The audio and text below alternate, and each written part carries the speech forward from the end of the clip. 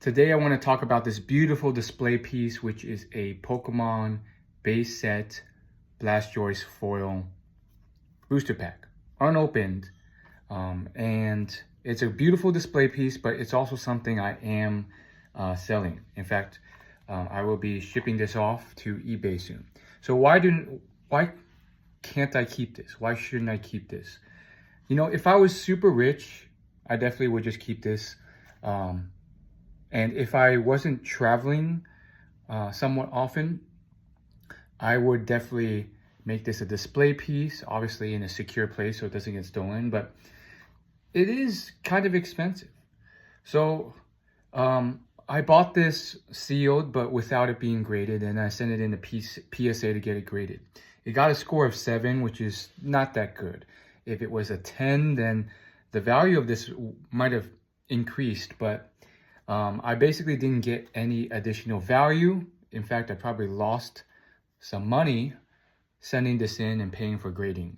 I just wanted to see, I've never had a graded card, and this is just such a larger case than the typical PSA card cases that I just found it really nice.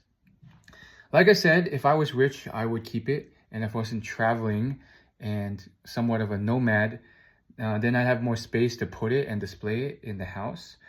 But yeah, I'll be selling this for $400 on eBay. So when all is said and done, I probably lost money from the time I bought it during the pandemic to when I got it now.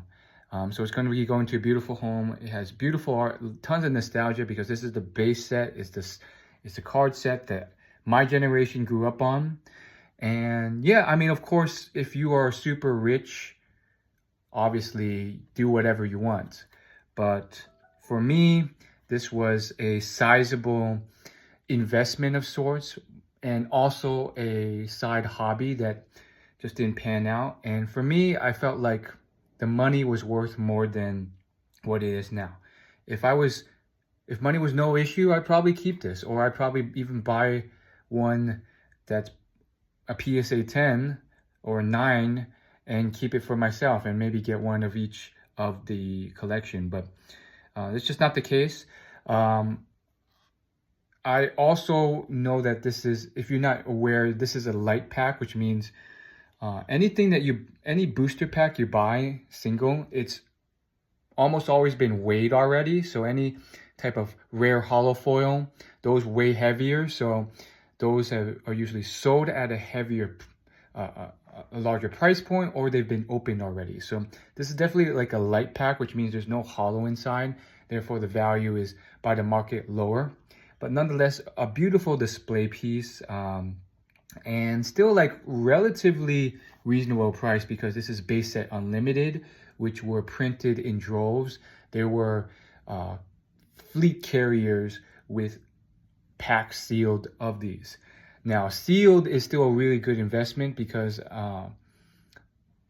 the more time goes on, the more they open them up, and then there's just less of a supply.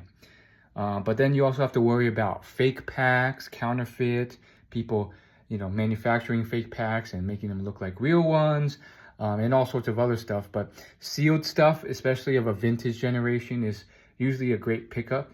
I think these just didn't go up in value since I bought them during the start of the pandemic for a variety of reasons. One of which just being the fact that this is a base set unlimited, which while it is an old generation, they were just printed in droves. So the rarity, although it is increasing over time as people open more and more sealed packs, it just goes down. And the collecting value of it is more valuable sometimes when you keep it sealed versus when you open it, because the chances of pulling something statistically that will make you more money are less. So it's really the collector value of having some type of sealed value. Even though it's kind of like a Schrodinger's cat situation, you pretty much know there's nothing really that good in this pack. So one of my favorite pickups, which is why I wanted to talk about it, it would be tough letting go of this, but it has to be done.